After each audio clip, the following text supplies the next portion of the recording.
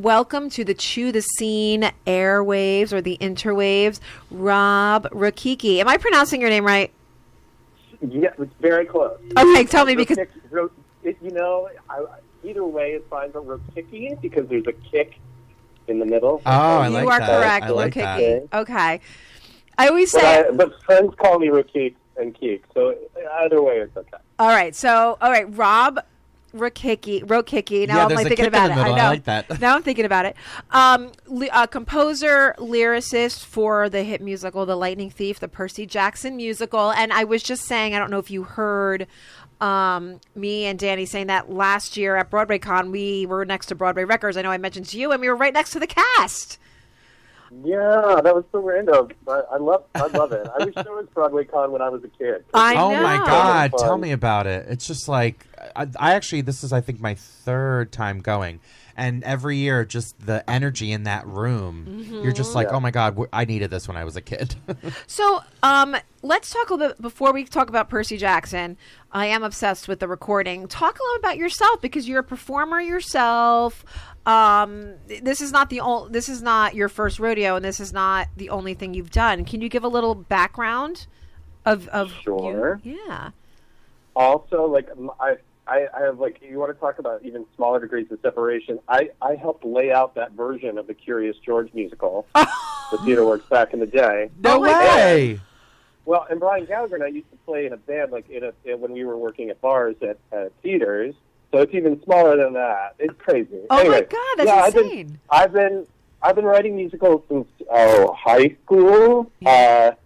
None that were particularly any good, and then I wrote a show in college that was kind of the first time that I actually had some resources and teachers that were able to be really supportive of me at the University of Michigan, and where a lot of writers come out of, which I don't know why that is. Maybe it's because we had like the head of the department at the time, Brett Wagner, had such a great like love for craft and for like appreciating the classics, that like you couldn't help but like kind of fall in love with writing and kind of the art of writing musicals. So I always had been interested in it, but then I like kicked it into high gear. I always wanted to write rock musicals. That was the thing. Hugh, I know you were doing We Will Rock You. I saw that one in London. Yeah. But it's tricky to find good rock musicals, especially ones that further the plot, because it's hard. They're hard. Yeah. I mean, like, Tommy's one of my faves for sure. Obviously, that's like the pinnacle. But right. Anyway, so yeah, I've been writing musicals forever. Moved to the city, and the end of August 2001. That was an odd time to be in New York, but a good time. And wrote a lot, and had first musical I wrote was like a dark satire about Martha Stewart and like perfectionism. It was right when she was going to jail, so that was like a whole thing. But it was more about like perfectionism and kind of that. And then I wrote a bunch of stuff over the years, all kind of starting to lead. The older I've gotten, the weirder and the more fun I think they've gotten, and that's something that I'm really kind of looking at. Our relationship to animals. I wrote this really bizarre musical with my buddy Mike Ruby about 3 strange but true stories of animal heroism that played Rose Nova for a bit. That I'm really proud of, called Strange Tales, Tails. And yeah, but I've been a performer for a million years. I did some national tours. I was lucky enough to perform at like Carnegie Hall and stuff. But I had booked my first Broadway show, and I was Pump Boys and Dinettes, as I was going to do that John Doyle was directing. Oh. And this is 2012, 13, and I was practicing the accordion for 6 months. I got my Broadway contract. I was so excited. And then on the Friday before we started rehearsal proper, I mean, the sets had been built and they had measured us. They canceled the show. Oh my gosh! Oh no! And it was like happens. Truly like one of the most gut-wrenching things I'd ever been a part of. I'd also that same week that Strange Tales musical I was talking about was supposed to be premiered at a regional theater, and our producers decided one of them wanted to go back to grad school and drop our show. So we lost that show, and I got engaged that week. So it was like the weirdest week of highs and lows. Like in one day, I had like my show is going to be produced, and I'm going to be on Broadway, and I'm getting married. And then the next week, it was like, well, at least I'm still getting married. Oh no! Waiting for the other shoe. Oh my gosh, that's so funny. I think it's so funny. I'm still like, oh my god, I can't believe you worked on Curious George. Yeah. I'm like, that's March so 15th. good. Come on out. There's going to be meatballs. Honestly, I feel like Percy Jackson is a show that the growing stage should do. I would definitely want to talk about Percy Jackson. So, why Percy Jackson? Why the Lightning Thief? What did you approach? Because you composed the music and the lyrics. Yep. Shout out! Who wrote the book? So this is the fabulous Joe Trace, who's That's got his show with Joe Iconis, Be More Chill, opening on Broadway on Sunday. So I'm so excited. Literally all my friends are involved, and my wife is involved with the show. So I'm so excited for them. Oh my god! But yeah, no, it was literally that place where I was like in a really bad way, not knowing what I was doing artistically, professionally. And that's when Joe Trace had been working on a play adaptation of The Lightning Thief for TheaterWorks, who had kind of been given some of the rights to it. And then Joe Iconis recommended me. He said, you should be read. They needed a guy that wrote rock music, and they were like, you should use Rob. So I submitted a demo. They auditioned a bunch of different writers, and Joe Trace responded to the best. I didn't know the books. I'd never seen the movie. Mm-hmm. So I was kind of coming at it cold. I mean, my mom was a history teacher, so I'd always loved Greek myths. Right. And I love monsters, obviously, with monster songs. Mm-hmm. Like, you know, I'm born on Halloween, so, like, obviously monsters are a big part of my life. But so you're a Scorpio.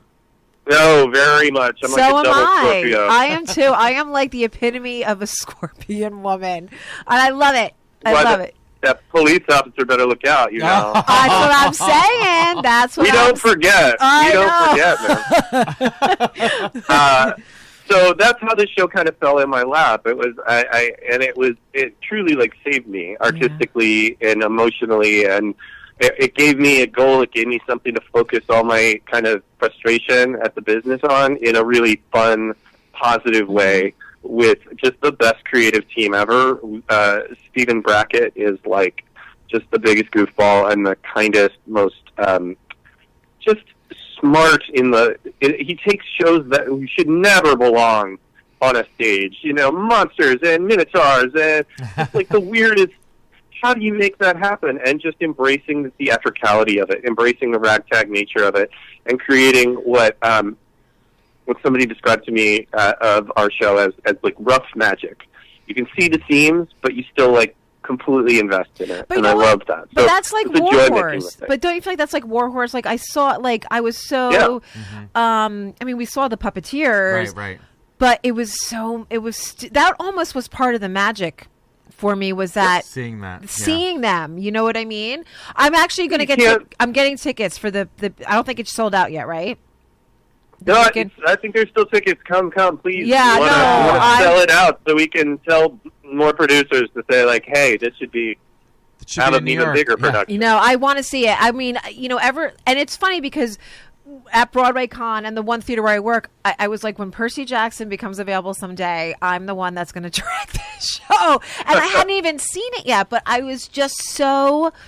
the line was out the door for these actors to sign these records, and I was actually talking about it with my stage manager. She's in high school, and I said, "Oh, I'm interviewing the composer for Percy Jackson." She's like, "I love that music." So it was cool that there are people that, and you know, a younger crowd, they know the show, but I think it's going to appeal to me too. It's like, absolutely. I mean, I'm older, but you know. And I was going to say too, what are the audiences been like? I mean, do you have? You know, that's the coolest thing. It's truly the coolest thing because, like, obviously, you know, I won't speak ill of the movie, but let's just say that Rick and the fans were not happy. Rick Riordan, who wrote the books, were not happy with the adaptation, and so we had our work cut out for us, Joe, Trace, and I, to really make the tone of the show as authentic as we could to what Rick had written. Right. And his agents at Nancy Gall, like they were wonderful, and really were like, you can't do this, you got to do this, you know. And that's how we ended up with like 7 actors playing like 30 characters and embracing the kind of craziness of the show. But by doing so and trying to pack in as much as we can and really understanding the relationships of parents with their kids, and this idea, we were real at the end of the show when we expanded the show, because it originally was a 1 hour, and then we expanded it because it did so well as a 2-act show. It was during the election, and I think a lot of us were like, what can we create as a positive message going out? And that last song in the show, Bring on the Monsters, it's really about kids and, I think anybody that has that needs to take agency in their lives to see the change they want, to take action. And that is a pretty kind of subversive message that we get to say all across the country with this tour of like, parents and leaders may not have your best interests at heart, so you have to be the one to make the decisions of what you think is right and wrong and the things you need to fight for. And so I love that message and that idea of taking agency and forgiving your parents and seeing them as human beings, as fallible. That is like a huge thing that I think we never really get tired of, because we always are trying to compare ourselves to and work through our issues with our family. So I think that's why it appeals to such a broad demographic. So we have kids that have just been reading the books, or they're in their 20s that read the books when they were in teenagers, and then we have like grandparents that read the books to their kids. So we have all those book readers, but then we have people who just love rock musicals, and then we have this like Comic-Con kind of crowd that comes through it because there have been comic books through movies. So we get this really interesting demographic because there's really not a lot of shows written for YA. Right. And that's the thing that I think is such a cool audience. It's such an untapped market. I mean, it's huge in movies with things like Harry Potter and like, all the Katniss and everything with the Hunger Games. It's just like, it's stuff that we are always in a state of arrested development in some form or fashion. So I think like reliving those moments of our adolescence where we had to start making decisions is something that we can respond to whatever age we're at.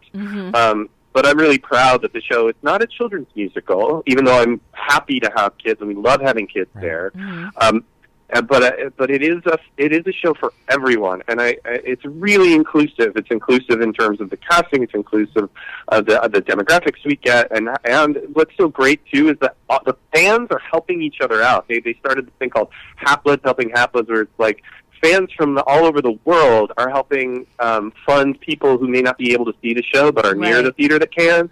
I'm like, that's the spirit of this production, of this like little scrappy show that could, and that's really been incredible, know. And now you guys, the tour started. Did it start last year or this year? Your tour? Tour just started in January. I was going to say, it started in January, Chicago. right? Yeah, and then where are they? You're going to be in New York. I mentioned March 28th through the 31st, but we are on the interwebs, so people from all over are listening. Can you just like ramble off a couple of the states where you guys are going to be, so people can kind of like.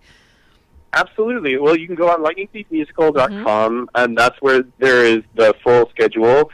We just added a date to Sugar Land in Texas, so we're going to Dallas, which I know my wife's family will be happy with. I'm really excited about cities like, we're in Detroit right now at the Fisher, which is beautiful. I love the Fisher Theater. And I think Izzy's going to go on, by the way. Which I love him. We're playing Toronto, and then we're coming to New York. And then we're going to play North Carolina, Sacramento, Seattle. We're doing the whole Pacific Northwest. We're going like to Oregon, Portland, San Jose, and then we go to Texas for a while. We're going to be in San Antonio and Dallas and Oklahoma, and we go to like Atlanta, and then we end the tour in Florida, which has been cool. Do you go? Like, do you fly out? I mean, or like, will you be at the beacon? It's my baby. Yeah. I love my show so much. I'm like. It's very hard for me not to be there. Right. So I try to go whenever I can. I went to the Kennedy Center to see us there in D.C., which was really cool. I went to Philly. No, I just love it. And every place is totally different. The theater size is different, which is cool, too. I mean, when we ran this thing at the Lortel, it was only like 250 seats. So then to open in Chicago at the Neverland, it's like 2,500 seats. It's terrifying. But part of the thing that's been cool is that the show does work. Like, the show, even with 7 actors, like, there's enough there that it really does feel like it fills out the space. I think like that perfect theater is like that, like 12 to 1500 kind of theater. That's like what we found is just kind of been the coolest. But Come no, to it's been a joy.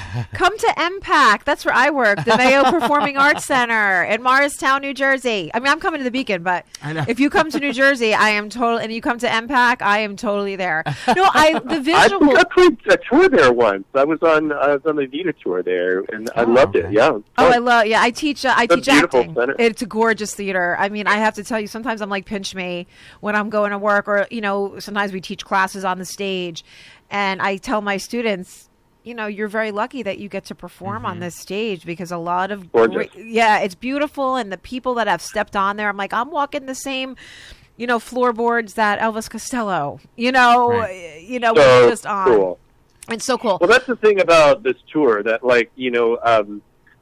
we didn't know what was going to happen with the future of the show, and then we were able to make this tour happen, and to play these venues that have such history, and to think like all these kids from all across the country that may not be able to see it to see it in New York are going to get a chance to experience it. And for a lot of them, it's the first time being at a theater in general. Yeah. We opened in Arkansas, and the director of the board was like, who's the first time they've ever been in a theater before? And like half the audience and fans raised up. And I was like, yeah, that's awesome. We're converting them. Yeah. That's because we're spoiled, because we're on we always say we're on a coast, right? So when you're on a coast, you have theater and restaurants and food, but then there's middle America that, we forget that they're a little bit more landlocked. They don't have everything that we have here. They have different things that are wonderful. There's this one lyric that I love. It's, oh gosh, I know I'm going to misquote it. It's like being in the woods in New Jersey. Oh, you know what I'm talking about. I was like, my sister lives in Milford, so it's okay if I like kind of a little poo on New Jersey a little bit. I love that line, because I'm like, that's a metaphor for my life. I'm stuck in New Jersey, somewhere in New Jersey. I'm like, and I can't get to LA or whatever it is. I love it. You know what was exciting when this popped up? Like when we connected on Facebook, I was like, oh my God, Percy Jackson. I'm like, I was wondering what happened with the show after Broadway Con. Right. So, and then I was, of course I was like sleuthing once I realized who you were, and then I was looking on the website, and then you had, I think I said MSG. I don't know why I thought it was that, but I think I was just misreading something. You're like, no, it's the Beacon. And I was like, I'm totally getting to, and the tickets are so reasonable. Yeah, they really are. Yeah. I mean, the tickets are so reasonable for the show. So, did I interrupt you? I always feel like I interrupt you. No, I was just going to, you had mentioned earlier how, you love monster songs and you're born on Halloween. So I had to mention another project of yours, Monster Songs. Yes. That you worked with Dave O'Neill. Oh, man, I love Dave. So talk a little bit about that project as well. That was me trying to convince, I think, Joe Iconis again to write a show with me, and he was like, nope, you got to do this on your own. I was like, come on, man.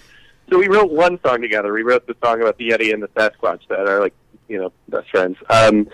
But I started writing this kind of a concept musical about monsters from their point of view, and very quickly into the process, I realized it was a little bit more about some heavier things, but the toxic masculinity and relationships between kind of gender identity and all kinds of things. And so then I started thinking, there's a visual world for each one of these songs. And I was thinking about some of my favorite, YA novels and things when I was a kid, R.L. Stein books, and kind of the visual medium of, all the Edward Gorey kind of books. Oh, I love Edward Gorey. Oh my God, I love that you threw that name in there. And he drew all the stuff like A House with a Clock in Its Walls and the John Belair's books. So I knew Dave through his wife, Melinda, who's an incredible singer. Melinda, yes. I've worked with Melinda, she's wonderful and doing art therapy and just the best person ever. And so I approached Dave and I said, hey, I'm looking at this idea as that each one of these songs should have their own comic and have their own visual style to them. And would you be interested in doing one? The original idea was, Dave, would just do kind of one kind of in a cartoony style, because I'd seen his work as his caricatures on Game of Thrones, but I thought, that's really cool. Because otherwise, I was like, do you ever do anything more dark and twisty than just children's books? And he was like, well, I got this. I was like, oh man, that's messed up.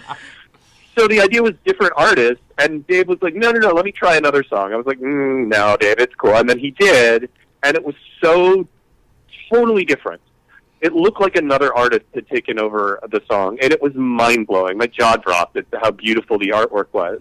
So it was 6 long years of development, of raising money, of doing concerts, of getting the actors and singers that I wanted to be on this album, and then really coming up with kind of a narrative through it all, and wanting each to have a visual book through it. And it wasn't until I finished mixing it with this incredible man, Ian Kiggy, who helped me get all the sounds of it together. It's like 30 different musicians on it, and a lot of friends like Megan Hilty who like lent their time and talent that I called in all these favors for. I mean, Cheryl Freeman, the original Acid Queen, speaking of my favorite musical, Tommy, is on the title track with Ty Green, who's amazing. So like, it was kind of like go for broke and try to make this thing, and will it ever get done? And then after the success of Lightning Thief, Van Dean at Broadway Records was like, "You want to you have anything else?" I'm like, "Well, I have this weird rock musical about monsters with a comic book." He's like, "Great, we'll distribute it."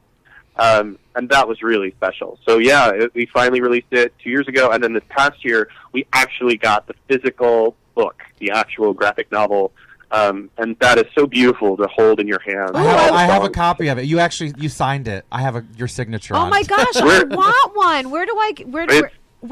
It's on the BroadwayRecords.com or on MonsterSons.net. We're even trying to develop it as a virtual reality video game. Oh like my God. There's possibilities there with that artwork. It's so gorgeous. I love it. Oh, I love that you brought up. Well, first of all, I love that you brought up how this this musical or this play or this story about monsters developed into, you mentioned toxic masculinity, because that is a monster essentially. It's, I guess, metaphorical kind of, and but it was kind of like accidental, right? How that happened. Like, you didn't go into it thinking, I'm going to write about toxic males. I used a kid, this wonderful kid named Luca Padovan, who did the television show You, which was a messed up show, speaking of toxic masculinity.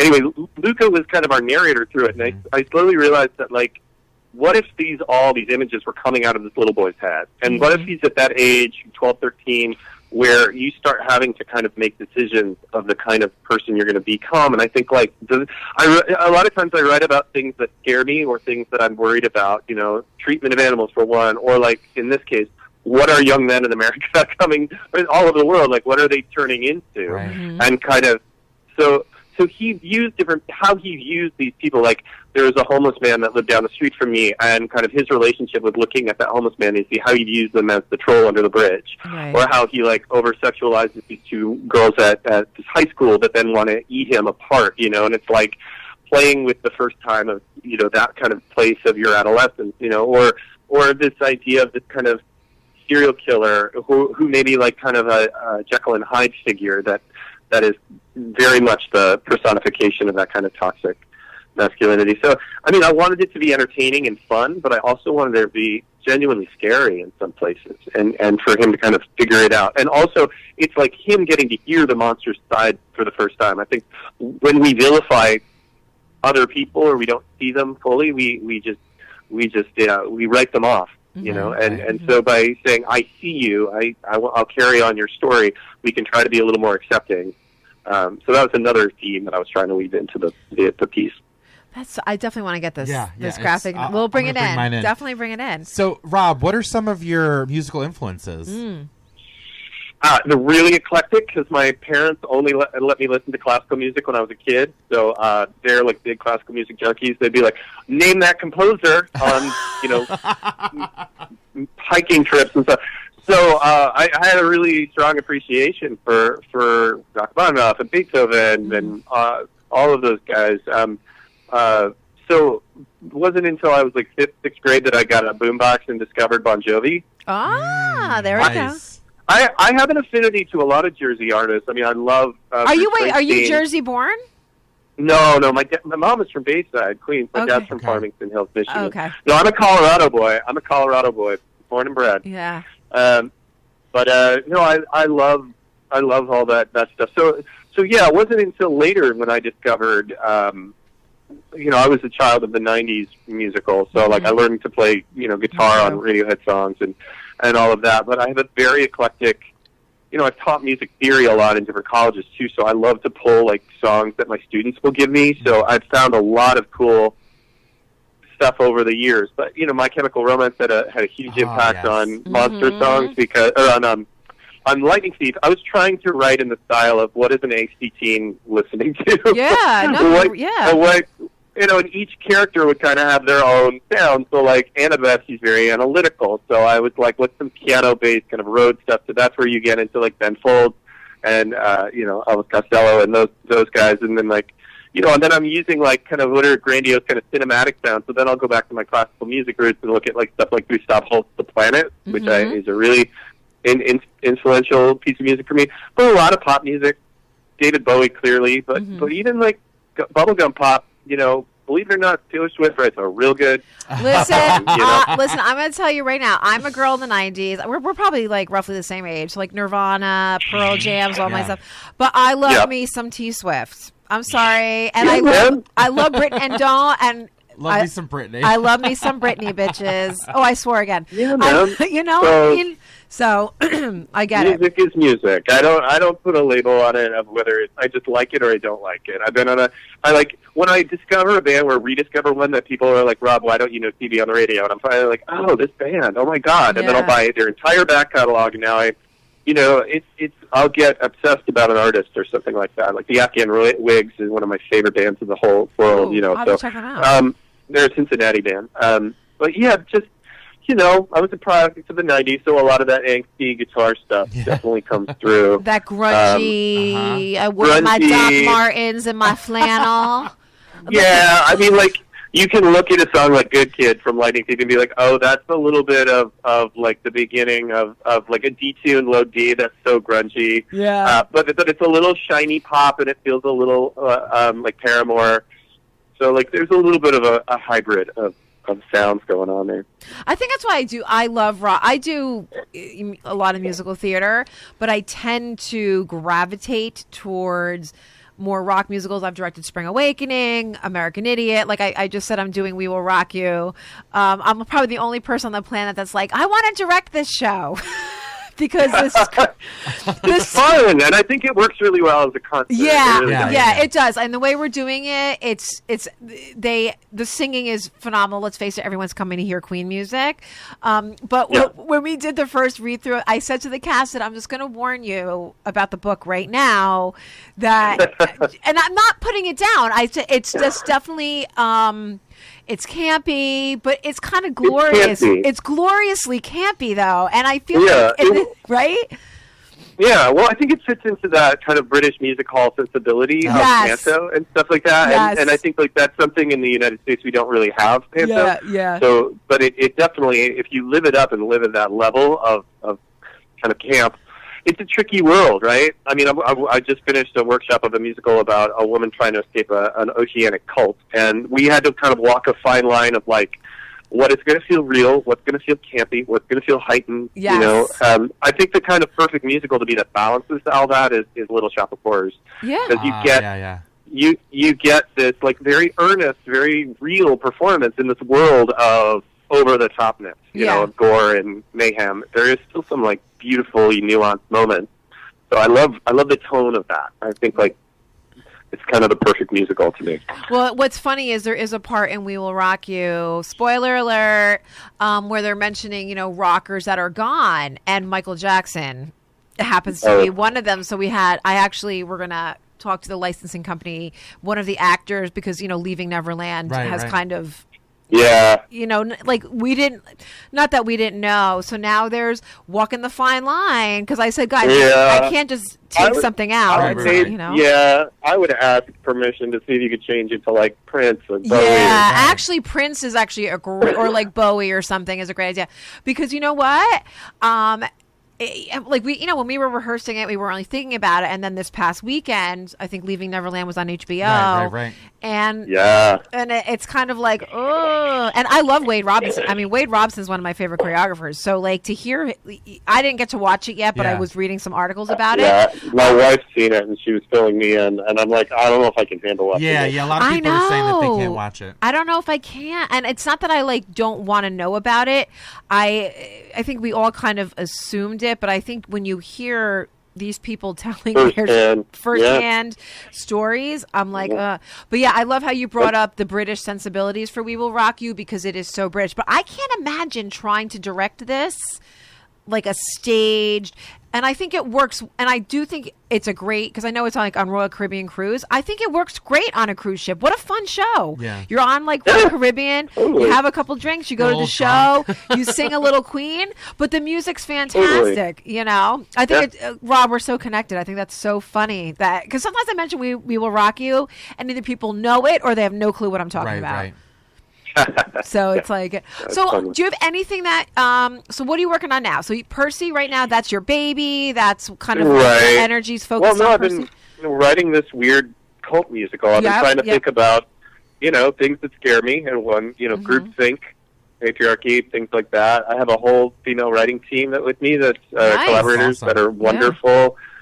Sherry Eden-Barber was my director. Macy Schmidt was my music director, who's like awesome. And my collaborator on the thing, my dramaturg, is Sarah Pfeiffer, who's on the Lightning Thief tour. Nice. And we had this idea for this weird musical about kind of a woman trying to escape a cult, and it's a little bit of Heaven's Gate, a little bit of Scientology, a little bit of Nexium. It's like I would make up the weirdest things about this cult, and then you would find out, oh yeah, it actually happened. This was real. This was true.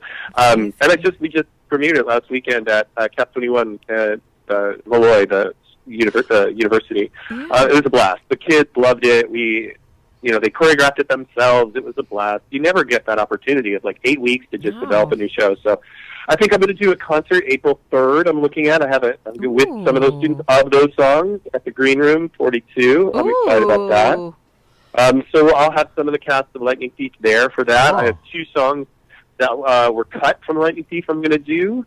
So I'm excited about that, and I'm going to do a bunch of these weird musicals. So I'm hungry for another new project. I love your energy. Yeah. I have to tell you, I love your energy. How you're just you're a hustler. You're gonna keep on create, but creative. You know what I mean? You're creative, but you keep on going. And I love how it's you write about stuff that scares you. Yes. Too. So it's like you're facing facing your fears. And everything. Yeah.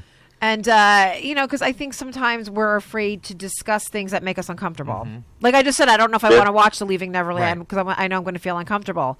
And I think... I'm sorry. I think I interrupted you. No, go ahead. Okay. No, and I love that because theater should be entertaining, yes, but I think it also needs to have sort of conversation, too. Yeah. I think, and that's why I think what's so great about theater, right? You can have a We Will Rock You, but then, for my money, give me like a Candor and App. Give me something like Scottsboro Boys or Cabaret that is so entertaining, and then they take the rug from underneath you, and you really start a discussion. Yeah. Even for this little cult musical, I had people come up with me afterwards telling me that, oh man, my best friend for 30 years was involved in a cult, and this hit home for me or whatever. And the way we think about, and it's not just economic cults and your spin class and things like that. And thinking about how we kind of tribalism, and what theater can do is break that and create a sense of community that's a little bit bigger. And I love that. Yeah. In our age of isolationism and Facebook, where we just regurgitate the same stuff that is on our own feed or our friends' feed. It's really great to be presented new ideas or be in a community situation where you have to experience something with strangers, and that's a really cool thing, a shared experience like that. Well, and to me, you mentioned community, and that's what, I'm going to say church. That's what church is, community. So, doesn't... Sure. So, for me, theater's my church. Theater's your church, yeah. For me. Yeah. I don't have to go, on a... that's where I am myself. That's when I'm around my people. That's when I'm walking the walk and talking the talk around people that are around me. And we might not always agree 100%, but they're but we agree on more than we don't. Does that make sense? Oh, absolutely. Totally. So where can our listeners find you? So I know lightningthiefmusical.com for the musical, but do you have a personal website or your Insta and all that stuff? So I have my personal website is Rob ROKICKI. I think it's actually Robert ROKICKI .com, but Rob ROKICKI, you'll find me. And there you'll see I have my album that I had on my buddy Dennis's Great White Wax label, which has a bunch of different songs from different shows, and then I have monster songs on Broadway Records as well as Lightning Thief. I'm on Twitter at @RRoKicks and Instagram. It's awesome. So what do you do? We always want to know. We talk a lot about self-care here. So what do you do to unwind? Man, it's hard. It's hard, right? You can't turn that brain off. I know. It's really tough, especially, I just turned the big 4-0, and I'm just oh God, what am I doing with my life? No, it's great up here. I love it. I'm 43. I was freaked out when I turned 40, and then I was like, yeah, baby, the view's so much better from up here. That was my 30s. I was like, I don't care anymore. Well, that's why I think it's been fun. Yeah, is to start saying no. To start saying no to some things that I think that I always say yes to as many things as I can, but it's saying no to the project that I'm like, I don't think that's going to be, the amount of energy and time and work now that it is going to go into making that project, and you're like, I got to love it 150%. Yeah. Because maybe 5 years from now it'll have a chance. So I have to be fully committed that if it doesn't, that I'll feel really proud of the work that I've done and the relationships that I've had with the show. Because you can't expect anything. So to Reliant, I love playing instruments. I love playing other people's music. I mentioned Joe a lot. Because he's one of my best friends, but I play out with him a lot. We're going to be playing a bunch of shows soon, and his wife Moran. I'll be playing with her. I used to be in a country band with my buddy Harold in Nashville. So I love playing with other people so that I can just kind of be a part of an ensemble. That's a really joyful thing to play music and not feel like I have to lead everybody. Yeah. Just be like, all right, just put me to work and give me some licks to play. Great. I love that.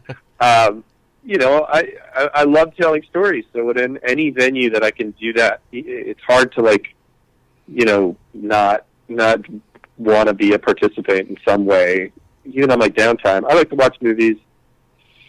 I play video games, but I like really immersive storyline video games. Ones where you can explore the world.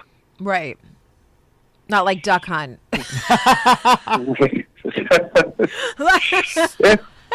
What about little Super Mario Brothers? I still haven't saved the princess. My one regret is that I sold my Nintendo from the 90s or the 80s. I still have the original. I wish I did. I'm so mad. I just got a Switch. Oh, I'm jealous. Yeah. Oh, I don't have one yet. Everybody tells me it's addictive as hell. So maybe I shouldn't. Dave O'Neill was like, you got to get a Switch. You'll love it. So I was like, all right. Yeah, he's listening too. So if you, for our listeners out there on the airwaves, you can go to lightningthiefmusical.com and check out the tour schedule. New York, New Jersey, tri-state area peeps, the Beacon Theater, March 28th through the 31st. Tickets are super inexpensive, so let's sell it out. The music is fantastic. Where can they get the music? To purchase the music? Broadway Records, or on iTunes, or on Amazon. And we just put the sheet music out, too, which I'm really proud of. Cool. And that's on Amazon. Yeah. That's exciting. The music is so catchy. I love it. It's been on my... I should be listening to Legally Blonde, I'm listening to, because I'm directing that. But I'm listening to Percy Jackson. Because I love rock musicals. This has been so much fun. Yeah. Like I said, I'm going to go to the Beacon. Wait, are you going to be there all 3 nights? I'm planning on being there as many shows as I can be. So, yeah, you'll probably see me. Because I'm going to message you and be like, I am here. I want to meet you in the flesh. Yeah. No, I'd love to say hi. Hashtag Percy Jackson. I'm so glad that we put this together. Thank you so much. I literally Thank you guys. I think you wrote something. I was like, hey, I want to interview you. That's generally my open liner. Like, hey, I want to interview you. And you were like, sure. So then I'm going to send you a message. And we kind of made this work out. And the timing couldn't be any more perfect. Absolutely. That was great. Thank you, guys. I appreciate it. Thank you. And then I'll let you know when it is up, so then you could hear it yourself. You can hear yourself on the radio. On the internet radio. Thank you so much, Rob ROKICKI, ladies and gentlemen, composer, lyricist, The Lightning Thief, Percy Jackson the musical. Get your tickets. Don't miss out. You're going to want to know what everyone's talking about. Thanks, Rob. Thanks again, Rob. Thanks, I'll guys. see you at the Have a great Beacon. day. You Take too. care. Bye.